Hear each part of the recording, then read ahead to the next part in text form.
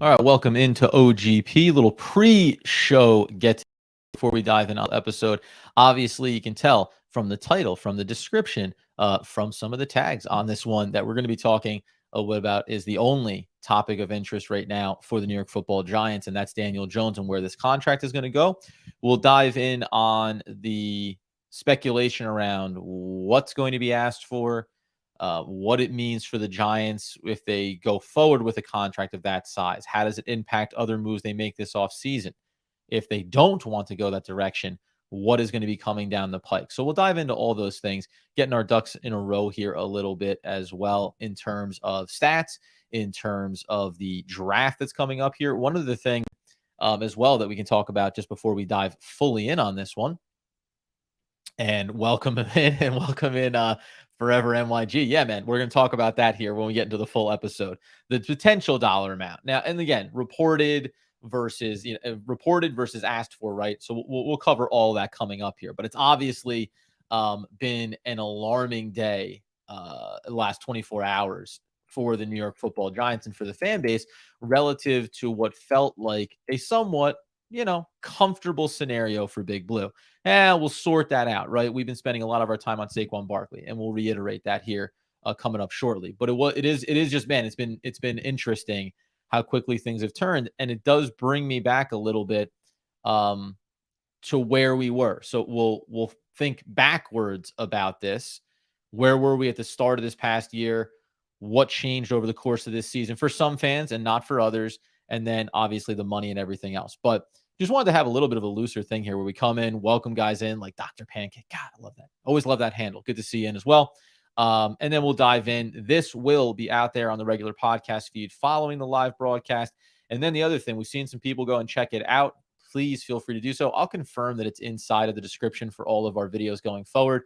Adam.Armbrecht over on Substack broke down 2 wide receivers for the Giants to take a look at in the upcoming draft from Rashee Rice. And then also, who was I'm trying to remember which order I did this in here as well. Jonathan Mingo out of Ole Miss. So we fired off those 2. I've already got kind of like my first maybe sleeper of this one. And what I'm going to do over there is just hit the write-ups, start to feather in other positions, and then we'll start to categorize where the draft board looks. If we're talking about, okay, can we get a wide receiver in the first round? No. Who's best player available? What's most important? Guard, center, getting linebackers in. How can we kind of formulate this board based on where we think some of the quality prospects are going to be? And then also kind of projecting how some are going to rise and some are going to fall. That being the case, though, now we spent a couple minutes just kind of hashing some things out on a Monday morning. We'll go ahead and dive in on the full video now, and you guys get a little peek behind the curtain as we'll take the brief pause, hit the cold intro, hit the music, and then dive in on this episode. Welcome in, everybody, and let's go into this conversation here in just a second. All right, coming up, Daniel Jones is changing agents and reportedly seeking $40 to $45 million on his contract extension. What does it mean for the New York Football Giants? How will Joe Schoen approach handling these negotiations? And can the Giants have other options beyond Daniel Jones returning, Daniel Jones franchise tag? We break it all down coming up next.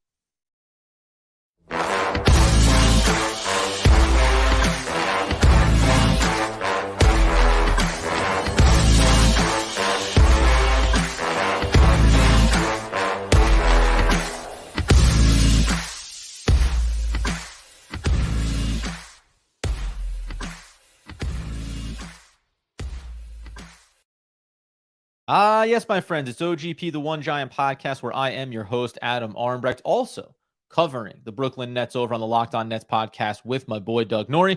We thank you for coming in with us on a Monday morning and breaking it all down. You can follow us over on social media at One Giant Podcast. Obviously, subscribe to the YouTube channel. And as we mentioned in our little pre-show amble here, if you're live on YouTube with us, go check out the Substack feed, Adam.Armbrecht, breaking down prospects for the upcoming draft and then building the NFL board for Joe Schoen and Big Blue. But we come in today, obviously, with the news around Daniel Jones and what potentially, and I say potentially, it could mean, because we don't know yet if this is anything or nothing at all.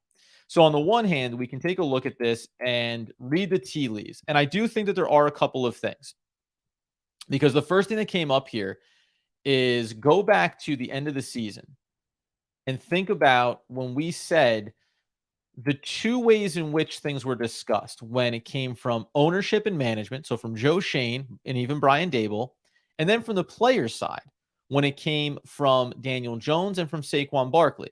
And it's funny to think about Saquon Barkley, mentioned this with Leonard Williams at the time too, seemingly gave up all the leverage. I want to be here. I love being in New York, love being a part of this team. Now we're hearing that it's the Saquon Barkley wants Christian McCaffrey money, $16 million.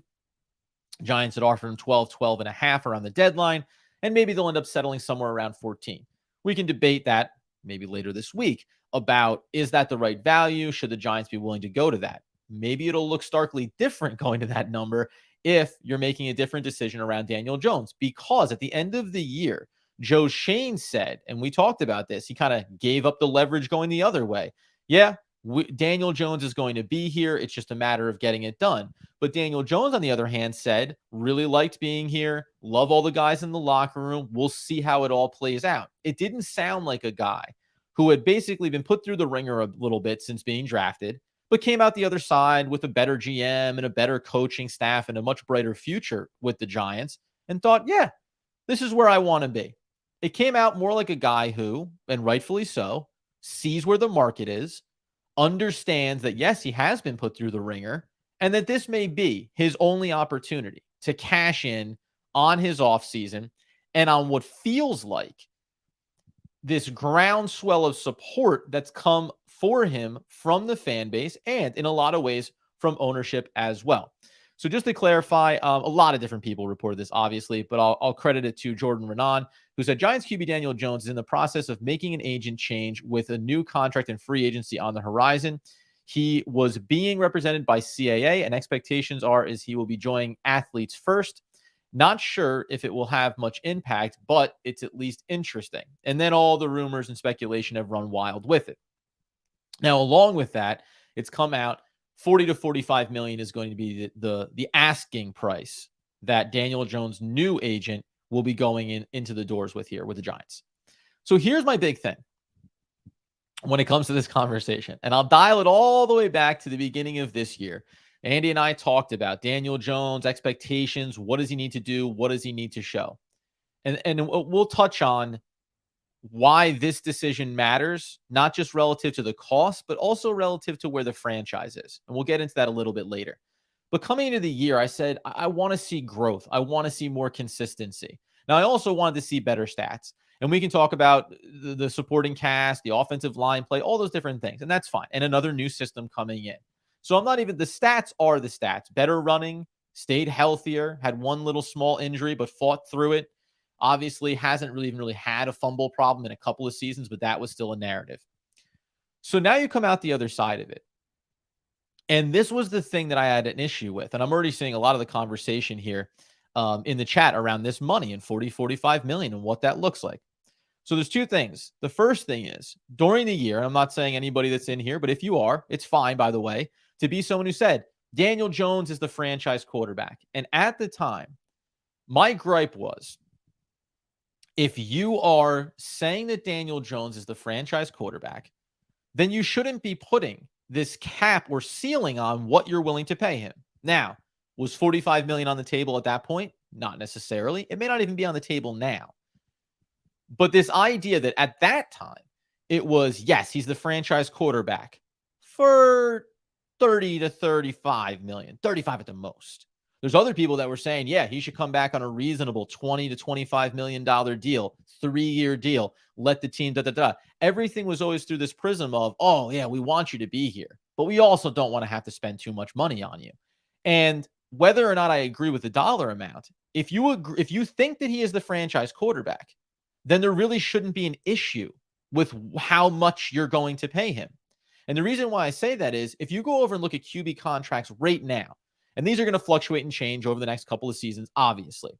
But the average annual, when we look at quarterbacks around the league right now, you've got, going all the way down to Dak Prescott, 2, 4, 6, 8 quarterbacks that make 40 plus million at this moment right now. Aaron Rodgers, Russell Wilson, Kyler Murray, Deshaun Watson, Patrick Mahomes, Josh Allen, Matthew Stafford, and then Dak Prescott. Just behind them there, making north of 30 million, going down to Carson Wentz, 32, Goff, 33.5, 35 for Kirk Cousins.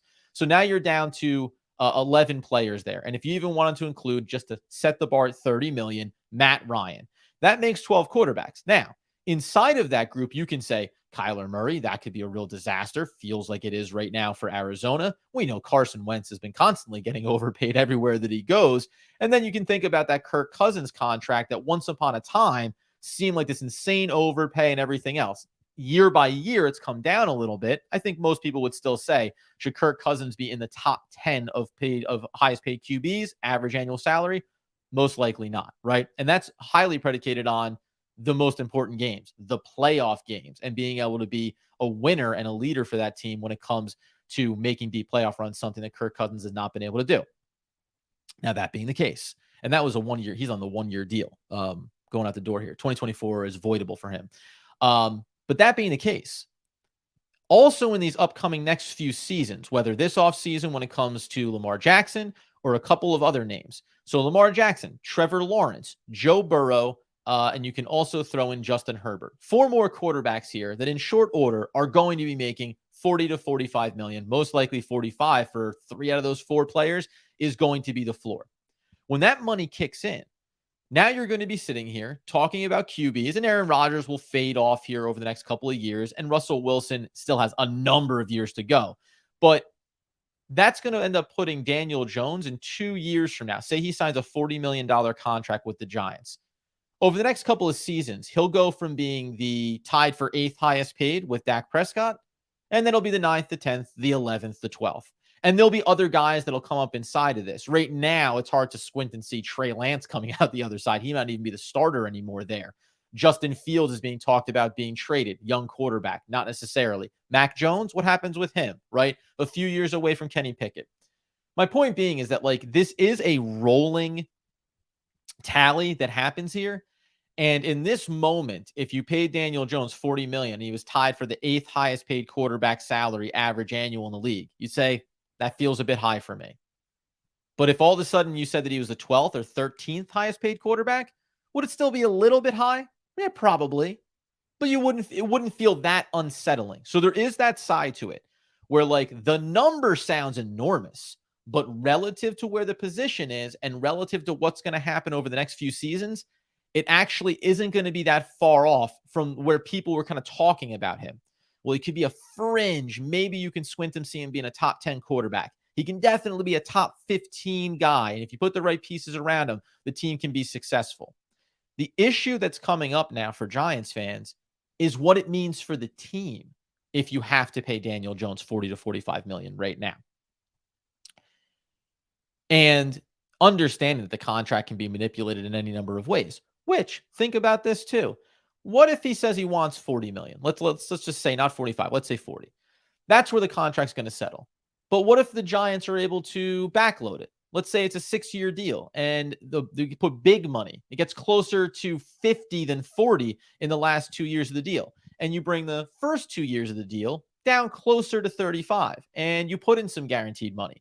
There's ways to manipulate this that the actual cap hit will align closer with where the franchise tag is, 32.5, somewhere between 30 and 35. So that's another big factor in this too. This is where I also went back and said, when people were saying, oh, give him a 3-year deal, why would Daniel Jones sign a 3-year contract?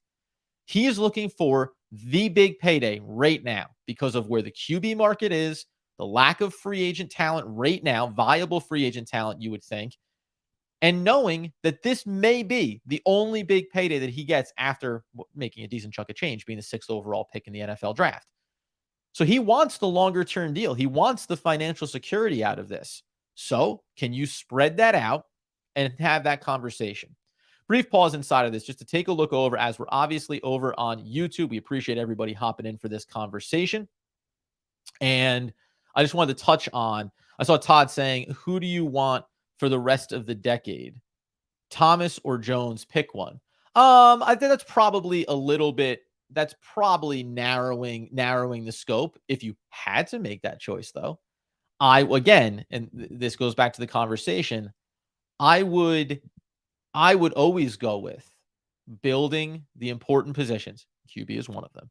But building in the trenches, offensive line, defensive line, then you want to have a complement of weapons. And yes, you need to have the QB that can facilitate success. But I've had this debate over the years on this podcast about you need to get the franchise quarterback. So you're always compelled to go after those draft picks, to take those chances on players, to move up the board, to sacrifice draft capital to go get the opportunity. But when you look around the league, there's been a myriad of examples of where that doesn't work out. Now, if you don't take the shot, you don't know if you're going to have that success. But having the stability around the team, knowing that you can look across this roster and say, I've checked box A, B, C, D, E, F, and G. And now the final piece drops in and we feel that much more confident about it. That is important. And having positional value is important. Andrew Thomas is among the best tackles, left tackles, blindside protectors in the NFL. You cannot afford to sacrifice that player to serve another need. Now, Saquon Barkley can be considered among the top X at his position, but you can sacrifice it because you see so many examples of other teams and other players at that position that have success. You just saw the Chiefs win with a 7th round running back being the leader halfway through the season, taking over, 7th rounder. And again, good offensive line play, some weapons there. One of the best quarterbacks that'll arguably go down in NFL history when it's all said and done in Patrick Mahomes. All of those factors matter, but there are different ways to navigate this. And I think the Giants fans would probably in their heart of hearts say, our thought process was we get to have Daniel Jones for around 30 to 32, 30, even up to 35 million. And we sign him to a reasonable length deal. And so we end up saving 10 to 12 to $15 million over the average for that position. And that means we get to keep Saquon, or that means we get to go sign free agent X, or that means we get to replenish, right? That I think is the way that it was being looked at. But you have to accept the fact that it's not the way Daniel Jones is going to look at things. And while it may be the way the organization looks at it through one prism, there's the other prism. And that's, what do you do if not the contract? So obviously you can franchise tag him, play him at 32 and a half. The interesting thing there would be, and there's no indication of this from Daniel Jones, even in changing, right? Even in making the change of representation. If you are Daniel Jones, are you sitting here and saying, remember, John Mara, we did everything humanly possible to screw this kid up over his first 4 years, over his first 3 years. Then we finally get stability. Now, in his 4th year, he really shows something, but we're still not willing to pay him. Even though everyone acknowledges have holes at wide receiver, the interior of the offensive line wasn't good enough. Need to have, even the running back room is going to be a question mark depending on what happens with Saquon, right? With all of these things and all of the praise being put on Daniel Jones, great leader, did everything you wanted him to do, got into the film room, studied, worked hard, improved, did everything we asked of him. Now I come back to the table for the contract after you didn't pick up my 5th-year option because you were unsure of me. So I went out and theoretically, if you're Daniel Jones, you say, hey, I proved it. The stats aren't as good as they maybe should represent what I did for this team this season. And you still don't want to pay me like a top 12 to 10 quarterback. Is there a guarantee that if you franchise tag him this year, he'll play underneath that? But what about next year? Are you going to go right back to that well again and say, well, you sort of showed it, but we're not entirely sure? What if Daniel Jones gets injured? What if week 8, he goes down after having like a decent first 6 or 7 games and then goes down with an injury and misses the back half of the year? Well, the New York Football Giants are going to say, well, we had him for the franchise tag. That injury's pretty bad. He's had some injuries before in his career. You know what? We're going to move on. But you got that $32.5 million. Thanks so much for playing. That's the debate that has to be going on here for Daniel Jones. And that's why I always said those short-term contract ideas to me just never held water. Now, the other thing is, how would this impact what the Giants are able to do? Again, you can manipulate the contract as far as front loading it, guaranteed money versus on the books money, cap money. So I don't think it'll be too restrictive, but it is going to be interesting because I had already come in with the premise that this offseason, the Giants need, whether through the draft or through free agency, and I've mentioned this over the last couple of weeks, they're going to need a center. They're going to need a guard. They may want to have a better backup swing tackle scenario established for themselves. But so 2, maybe 3 offensive linemen, whether starting or as backups. Okay. So you got to spend at least a couple there, free agency in the draft. You also need to add another running back probably into this group. You're not going to have Breida back, even if Saquon Barkley returns. Brightwell's been good, but you probably want to get something in the door there, late draft pick potentially. Wide receiver, probably at least 2, maybe 3, depending on is Darius Slayton getting brought back? Richie James is going to be gone. You have Hodgins, who they brought back on this contract. Tight end. You love Daniel Bellinger, but you probably want to have a better backup, a better tandem tight end with them. Brought back Lawrence Cager as well. I don't see big moves being made at that position, but you still have to address it. And on we went down this list. When you turned around, it was 4 to 7 players on each side of the football. This team still has a lot to do to make it a consistent division competitor, a consistent playoff caliber team. And in that prism is where I think the Giants organizationally were trying to thread this needle of, well, we are rebuilding. Had a great season, great rookie debut for Brian Daboll, AP Coach of the Year, fantastic. But we still have a lot to do. And if we can kind of get away with Daniel Jones for another 3, 4, 5 years, it sort of doesn't matter if he's the actual franchise quarterback or not. He just gets us down the road a little bit further. But this season unfolds, you make the playoffs, Daniel Jones leads some comeback wins, and all of a sudden, you're sitting here looking at this and saying, oh, yep, guess what? Guess what? The market, the performance, it all coalesced to have this be a really difficult potential situation for the Giants. Now, I think that the Giants are going to, I think he gets franchise tagged. And I'd have to go back and check. I think this is where we had landed on it, even initially, that it would be, if it was one or the other, either multi-year contract or franchise tag, that it would fall on the franchise tag because it keeps it at 32.5. It gives you some flexibility, maybe affords you to bring back Saquon on the longer deal and then sort this out going forward. I'm fine with it.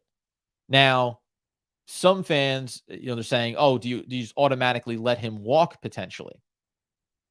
And that's never going to happen, by the way. And I find it highly unlikely you tag him in order to trade him. Maybe you do. I would just be fascinated to hear the list of teams interested in acquiring Daniel Jones. And let's just, we'll cut off this episode, we'll cap this episode off, and then I'll hang out with some of these questions. If you guys are firing them off, we'll have a little additional discussion. But let's remember, and this was the exact same premise I had when Joe Schoen came in. Whether it was about having to, for financial reasons, moving on from players. When Joe Schoen came in, the allegiance is to the Giants and to the rebuild and to what they want to accomplish as an organization. Kadarius Toney being a first-round pick?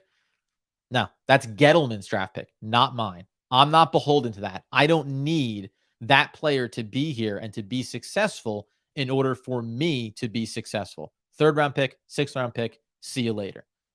James Bradbury, that contract, sorry, that was Gettleman's contract, not my contract. We need the flexibility. Would like to keep you, but we can't. You're gone. Logan Ryan, right? And on this list goes. Reshaping the roster and organization in his vision and not worrying about, as much as he can, this is why Kenny Golladay was still here, because he didn't want to put the Giants in a difficult spot from a dead cap standpoint, and going forward and having value at positions. But it doesn't matter. He is incrementally going in his direction. And if you think that there isn't at least some level of, well, it's not my quarterback. Doesn't mean it can't work out. It doesn't mean that I don't take Joe Schoen, who seems like, for the most part, has been pretty direct, including when he said, yeah, Daniel Jones is going to be back. He wants him back. But if he was pressed on it, would he be able to look into the draft and look at some prospects and say, I can look and see a couple of guys there. I can look into next year's draft class. I could see a couple of quarterbacks that could really work for us. Brian Dable, time, remolding Josh Allen, building him into a successful quarterback. There's the world where Brian Dable says, yeah, I did do a heck of a job with Daniel Jones, and I'll do a heck of a job with the next quarterback. So these are real questions that go on behind the scenes, and I think it's easy to look past them. I think it's easy to go, good season, made the playoffs, give them some weapons, think about what comes next. The Giants are still going to have to do a lot of their roster building through the draft, and it's going to be interesting to see what happens with this. We'll update it as it moves along. My instinct is he's still here. My instinct is that franchise tag maybe feels more likely. And again, just to reiterate, my belief was always that it was either going to be a franchise tag or a long-term deal, because the long-term deal is what Daniel Jones wants. The franchise tag is what he'll live with. The 3-year deal at 30 to 35 million per year, no way. Honestly, the 3-year deal at 40 or 45 million would make more sense than the other two options for Daniel Jones, because it'd be like, hey, fine, you don't fully believe in me, then pay me top dollar for the short-term contract, and that still works out in my favor if I make an extra 30 to 40, 45 million over the life of a contract because you don't fully believe in me. Or we average that out to 38, 39, 40 million. We spread it over 6-7 years. Everybody's happy, backloaded a little bit, and we get to continue to build this thing together. Last little footnote. Does Daniel Jones look around the league and think, where could I go? Because with all of the restrictions that the Giants are still going to have to deal with here, yeah, they can go get a first-round wide receiver if one falls, or they get one in the second round. It's not going to be a lot of free agent options. Giants aren't going to have a lot of money to spend. So Daniel Jones is also looking at this roster and saying, I've got Wan'Dale Robinson, who I liked, injured a lot. I've loved Darius Slayton. All reports are I have a great relationship with him. He may not even be back here. Isaiah Hodgins, good rapport. I think David Sills brought back on the practice squad with a futures contract. But I still have to go into this year, if I'm Daniel Jones, realizing, what if the wide receiver isn't there in the first round? Okay, we're going to take a second-round guy. Is he a guaranteed number one starter? Maybe, maybe not. We could be another full year away before the offensive line is stabilized, before the full health of weapons are there. And what if Saquon isn't back? Who's my running back? Who's helping to alleviate this, right? So a lot of these things conspire for Daniel Jones to be saying, yeah, I want to get paid because I don't know how this is going to look over the next few years. There's not a guarantee that the Giants are incrementally building towards being a division competitor and a playoff team with consistency year over year. I'm very confident in it with Joe Schoen and Brian Dable, but I think all sides have to be considered when we have these discussions. That being the case, originally, and I apologize, if you showed up on Saturday looking for a live broadcast from yours truly, it never happened. Some things came up and I couldn't get there for it. And that was going to be focusing on the draft, and actually specifically when it comes to getting more weapons for Daniel Jones. When we get down into that late first round, who's going to be available? How will the Giants approach best player versus need and filling a hole on this roster? And how could it impact the way they look at their overall draft plan? That's going to be coming up on Wednesday morning now. So be sure to be right back in here. We'll be doing it live, 11 a.m., breaking that down, and we'll start to highlight some of the players that are there. They don't include the wide receivers I talked about yet. Those are guys I'm looking at the second, the third, the fourth round potentially. And then when we talk about that first round pick, it's all about, well, here are 6 names at any position that make sense for the Giants. Are they going to be willing to do it? Are they going to forego an offensive weapon in lieu of best player available? And we'll also talk about a handful of guys that could be coming up the board into that first round. We'll do all that on Wednesday morning. In the meantime, as I said at the top, you head over to YouTube, you subscribe to the page. By the way, guys, we were asking for it this offseason, and you helped get us there.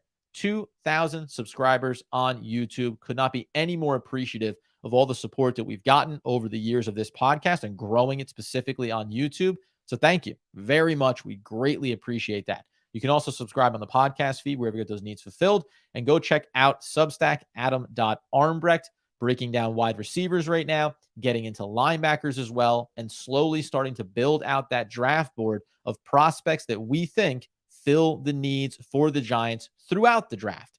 It's not just about the best talent. It's also about the rest of the talent and how this Giants team, like we've said over the last couple of years, can, yes, raise the ceiling of expectations, but also raise the floor so that we know the bare bones baseline of this team is still a competitive team, giving the division fits where we struggled mightily this past year. That's the new goal. So do all those things for us as much as possible if you can. We greatly appreciate it. And of course, we'll back again next time talking all things New York Football Giants. All right, let's stick around here for a few minutes. Official podcast episode is complete. Wanted to get in on some of the conversation that was happening over here on the sides. We'll go ahead and see. We'll pop up a couple of these ones from Mike Jones. DJ is trying to cripple the franchise with this contract just like Eli. Eli was won Super Bowls, though. One playoff ain't going to cut it. Yeah, and it's funny.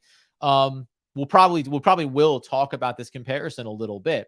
Because you go back, if you look at side-by-side Daniel Jones' first 4 years versus Eli Manning's first 4 years, you can make the argument, hey, Daniel Jones having better first 4 years of his career. But Eli Manning won 2 Super Bowls in his career.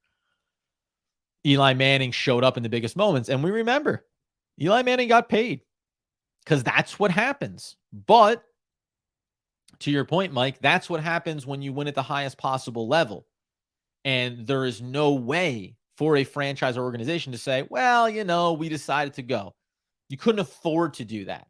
The Giants right now could afford to move off of Daniel Jones in whatever capacity they chose to and sell that to the fan base. Like, I 100% believe that that's possible for the Giants.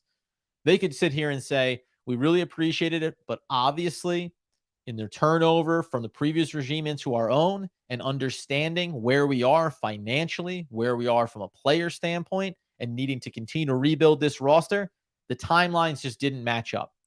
And in tagging and trading Daniel Jones, we were able to continue to replenish our draft capital and continue to build forward, right? That would be the easy pitch. And some fans would be disgusted with it. Some fans would say, I have to watch Tyrod Taylor in the upcoming season. I get it, but it could be possible. What was this one here? How many TD passes did Thomas throw this year? Oh, what is this about? I think that there's a debate going on around Andrew Thomas versus Daniel Jones in the conversation here as well. Okay, let's see. Beefinito, who I always appreciate the handle. I think Cousins is much better than Josh Allen, who is inaccurate, bad in the red zone, and has thrown the most INTs the last 2 years. Yeah, that's a hard one for me to get on board with. Kirk Cousins doesn't win on the biggest stage. And now, by the way, to your point, if we go in and look at Josh Allen, so this is what I would say when it comes to those kind of conversations. When you talk about like go by stats, right? Well, Kirk Cousins has pretty great career stats. The completion percentage is high. The touchdowns are there. It's all good. But when you go in and watch him in critical games, you see him throw bad passes. You see him throw interceptions. You see him, under pressure, etc. Now, Josh Allen may have shown the ability to be a little erratic and throw some bad balls, but he's also shown the ability to win at the highest possible level, right? His ceiling is infinitely higher than Kirk Cousins is or ever has been. But does it mean in the spectrum of like Patrick Mahomes, Joe Burrow, Josh Allen? Yeah, there you start to have the debate. Who has the lowest floor out of those 3 quarterbacks? I can make the case that Josh Allen does because of some of those concerns, right? That's just a good thing to bring, a fun conversation to bring up. I'm going to scroll back a little bit here. The other thing too, if you have like a question or a specific statement around anything, Daniel Jones or otherwise, hit the at One Giant Podcast in the chat, and then that way I'll see it come up there if you want to get yourself heard and out there. We had Nathan say earlier, 45 million gross tag and maybe get some draft picks and maybe we get a good rookie. Yeah, and listen. I didn't want to get too far down this road because we'll wait a couple of days here and see what additional information comes out. But we'll tap into the discussion. What could the Giants possibly do? So let's have a little bit of fun here. The first conversation would be, and there you go, and this is perfect right here. Who would we be competing with when it comes to Daniel Jones and potentially and now competing with it isn't really accurate because it'd be the Giants would be tagging him and then trading him in that scenario. There's not going to be and remember the transition tag is also, there's also the option too for the Giants to receive compensation if they tag him and then he moves on. I've been mixing up transition tag, but obviously knowing that draft compensation of a couple first round picks would be out there if another team wanted to sign him away. So let's just briefly take a look. It's not going to be the Bills. It's not going to be the Dolphins. It's not. It could very well be the Jets. Put that team out there first and foremost. Nobody in the AFC North, at least for the moment. Maybe the Baltimore Ravens, if they were to move Lamar Jackson potentially, would that open them up? Possibly. Not Jacksonville. Tennessee would be on this list. The Colts would be on this list. The Texans would be on this list. You could also throw in the Raiders if they don't end up with Aaron Rodgers. You can also throw on the Commanders, would at least be in the discussions around this possibility. Nobody in the North, I wouldn't think. Rumors that maybe Chicago would trade Justin Fields. Would they then throw capital at the Giants to get him? That's debatable. Atlanta Falcons just drafted Desmond Ridder, but that's not a first-round QB pick. I doubt that would be the case. Tampa Bay would certainly be on the table. Sounds like New Orleans is going to go with Derek Carr, but we'll see. And then even maybe Seattle. You could potentially throw them in there, even though they like Geno Smith, obviously not the youngest guy in the world. Now, not every single one of those teams that I listed, either one, has the capital to do it, has the cap room to do it, or would want to pay Daniel Jones 40 to 45 million versus 30 to 35 million. But that is the list of teams that would do it, that would at least be on the table.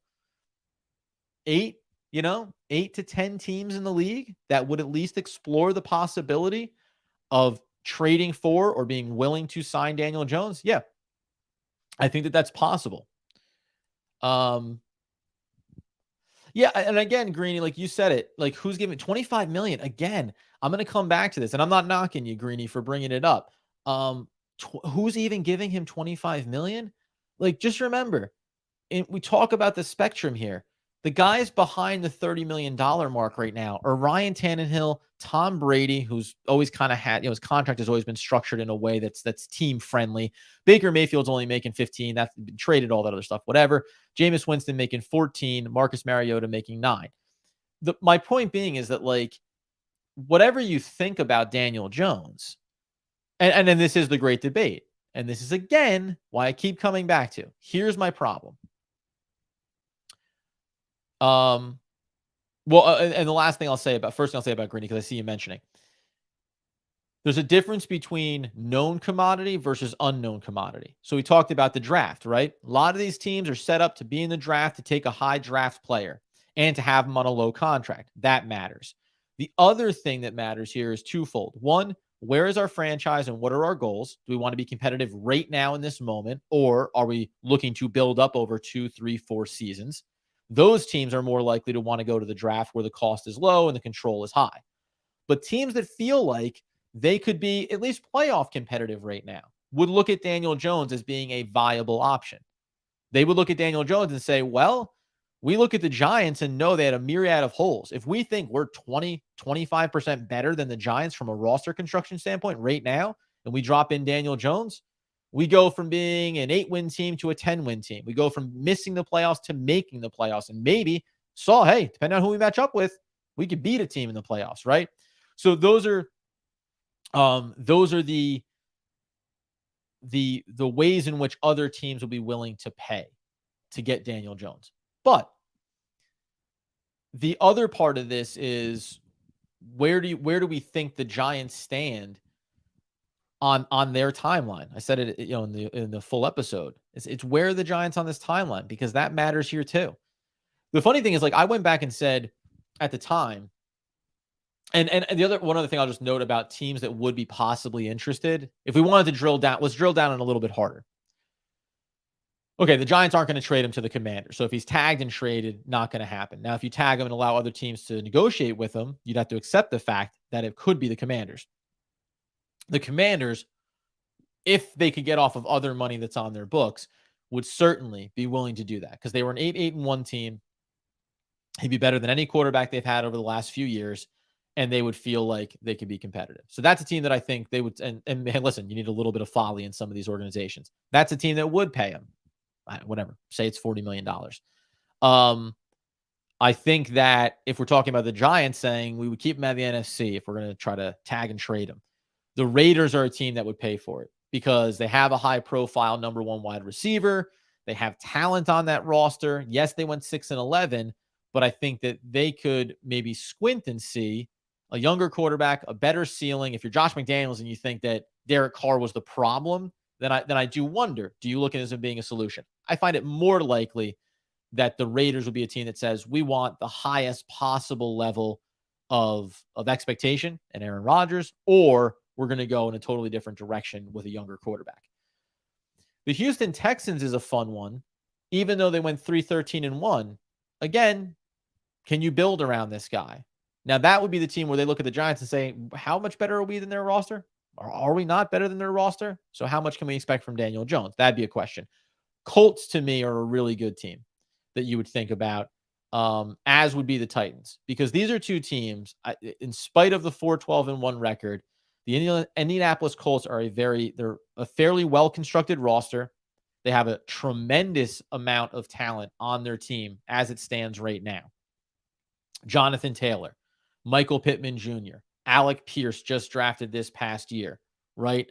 You go over to the defensive side of the ball. Buckner, Pay, I'm going to mess it up. Ngakoue. So many, as I'm just scrolling through the back end of their roster. Blackman, Gilmore. Like, they are a well-constructed roster, and dropping in competency at quarterback could be a massive difference maker. Go back and look at the fact that when you talk about the Indianapolis Colts stats from a quarterback standpoint, okay, you had Matt Ryan play 12 games, 14 touchdowns, 13 interceptions. So almost a 1-to-1 ratio there. Average close. I know Daniel Jones somewhere around 6.6, 6.7 yards per completion. That's where Matt Ryan was. Older, pure pocket quarterback as well. They had Ellinger come in. He only completed 63% of his passes, 3 touchdowns, 3 interceptions. Like, nothing about this was particularly good from the QB standpoint, along with Nick Foles, as we all know. And think about the fact that inside of that, nobody ran the ball as a quarterback for the Indianapolis Colts. So if you can introduce 800 rushing yards from the QB position when required, and then also have his value as a QB, yeah, there's teams that I can squint and see doing that. One of the other questions too here. There's a little, only Daniel Jones can make 22 touchdowns look good. Yeah, listen, and this has been the great debate for me as well. It's, Daniel, like, the debate around, well, think about the lack of talent around him. I agree. It has not been perfect by any stretch of the imagination. And Andy loves to use the term force multiplier. Okay. But, like, if you want to have that type of discussion, force multiplier is a quarterback that has 30 total touchdowns to the point that was brought up. 22 total touchdowns. 30 total. Give me 18 passing touchdowns, right? Give me a little more than a touchdown per game.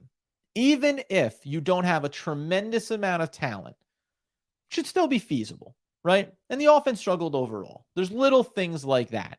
The big question really is what is the ceiling for Daniel Jones? What is the ceiling for this player?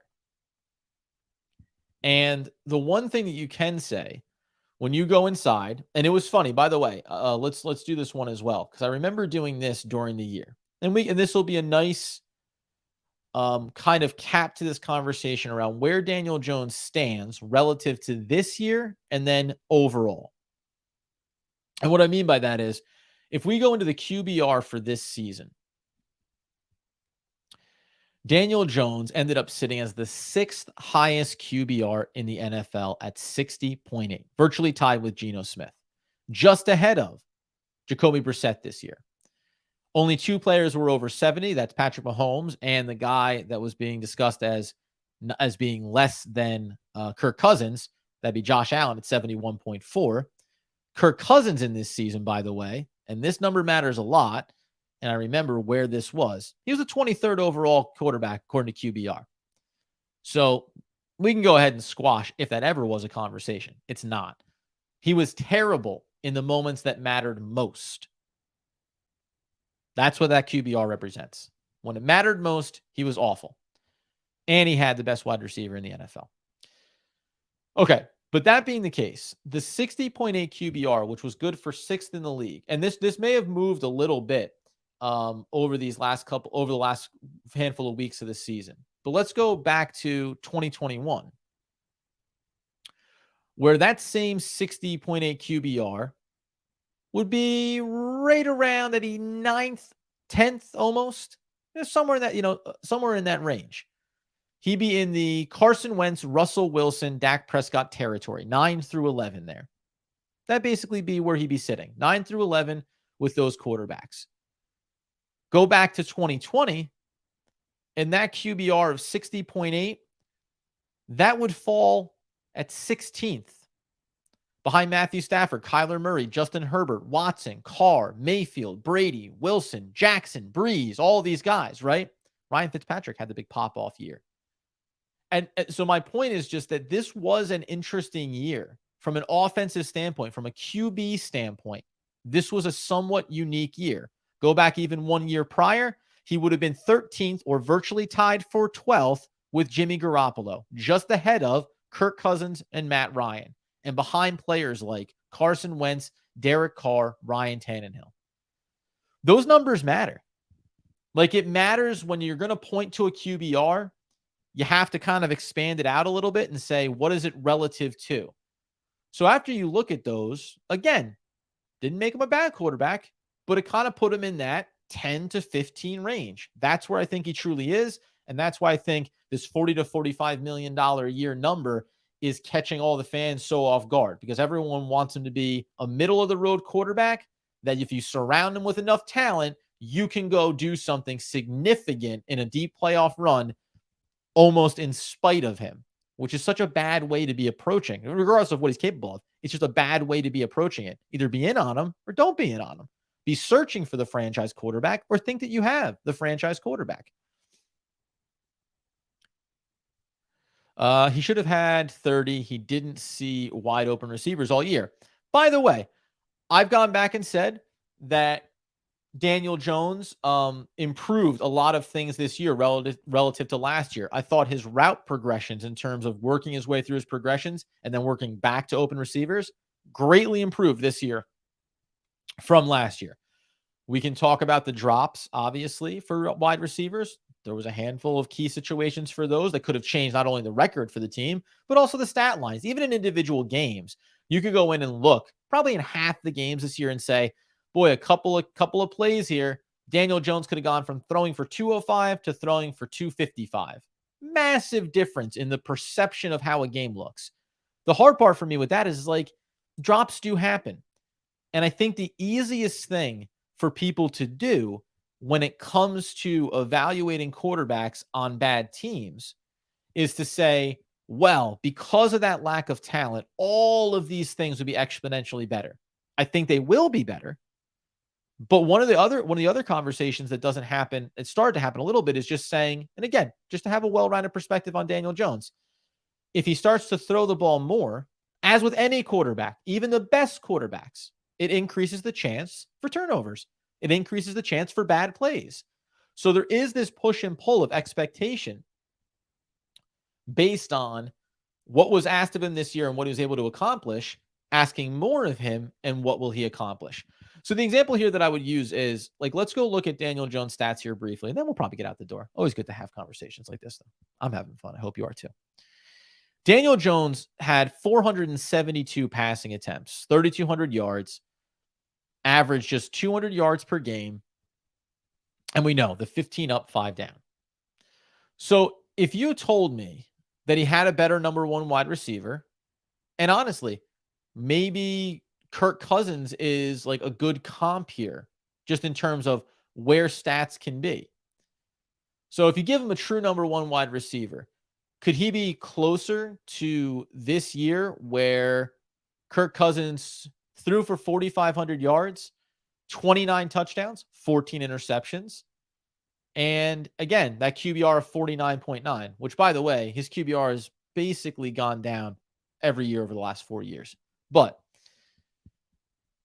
and 66 completion percentage. The big difference though, Kirk Cousins threw the ball almost 200 more times than Daniel Jones, 170, 169 more times than Daniel Jones. So, that's a lot of sample size there. On the overall, so he's threw for 643 pass attempts this year. Kirk Cousins. Daniel Jones, 472. So, we're talking about 225 if we're breaking it down into thirds-ish. You're almost going another 20, let's just say another 25% over those numbers. So that means Daniel Jones could be closer to 20 touchdowns than to 15. He might be closer to 8 or 9 interceptions than to 5. Like that's all. That's all. That's all that's putting, and the yardage would be that much better, 100%. So it's interesting.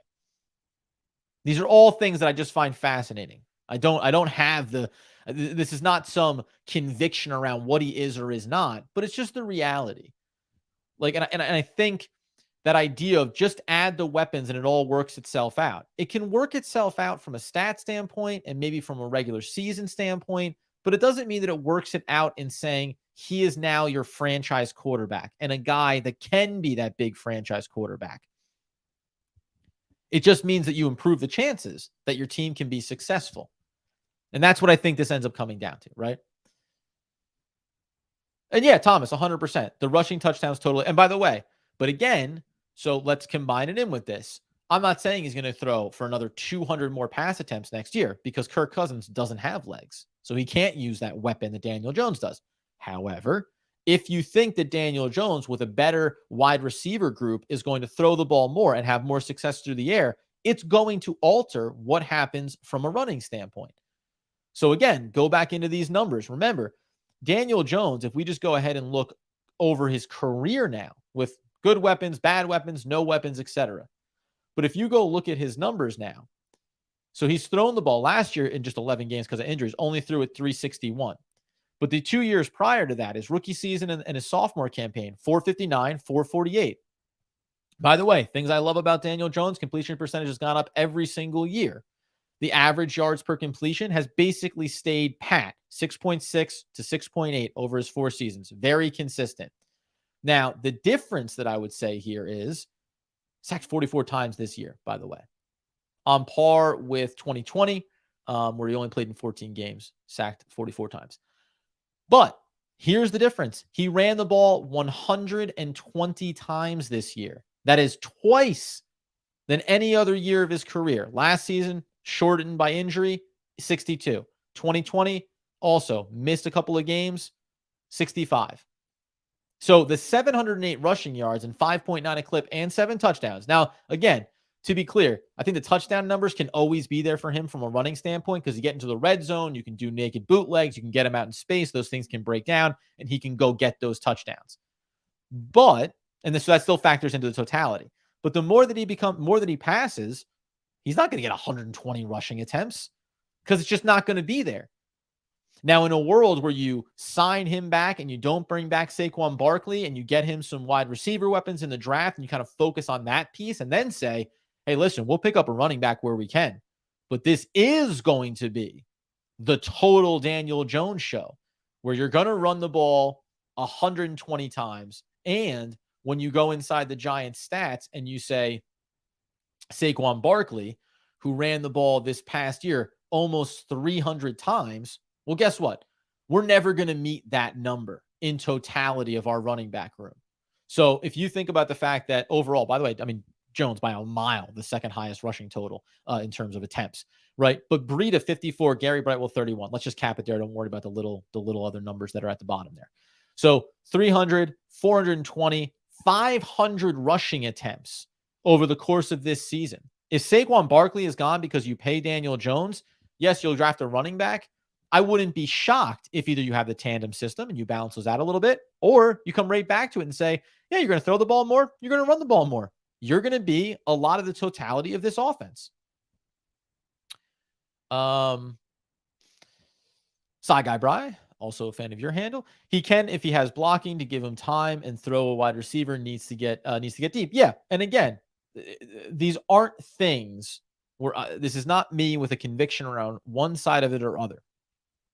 Everyone knows, if you follow this podcast, I came into this season saying I'm uncertain. And when I asked at the start of the year, I said, if I'm in or out on Daniel Jones going into this season, I'm out. At the end of the year, I think he showed the improvements, did the things that I wanted to see him do to kind of change my mind. I'm not out on him, but I also don't necessarily have a problem if they go in a different direction. And also, more wide receivers, better wide receivers, another year in the same system, right? All of these things are going to change how he performs and how the team performs.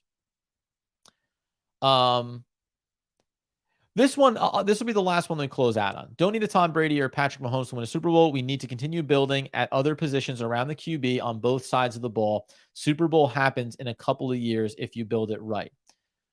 My only pushback on this would be, when you go and look at Super Bowls past, by and large, the winner, the teams that win are the ones that have those guys, right? They're the ones that have the elite of the elite quarterbacks on their team. That would be my only pushback there. Is it possible? Yes. But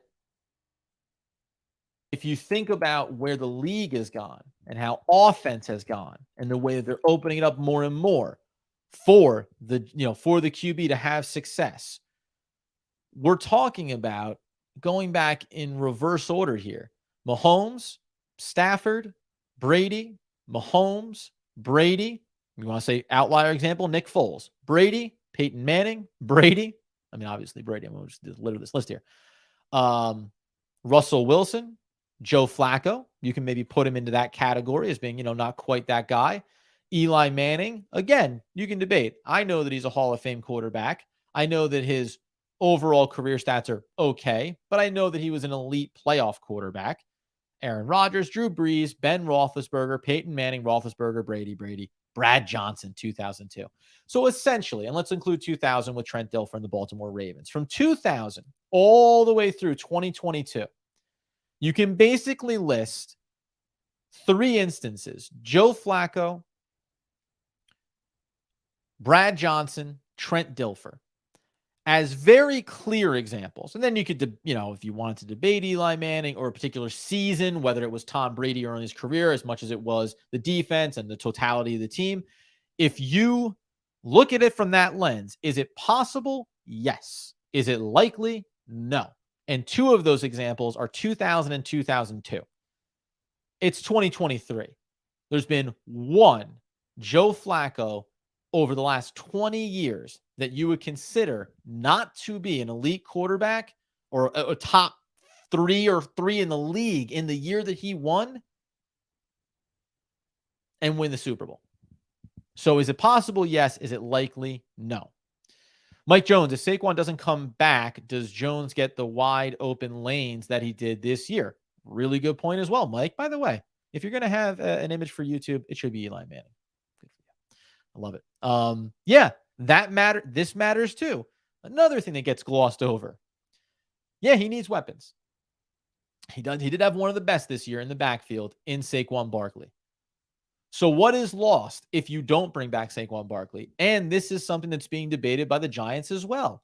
Because if we're going to bring back Daniel Jones, Do we have to then bring back Saquon Barkley? Because we're saying we need to maximize the value here.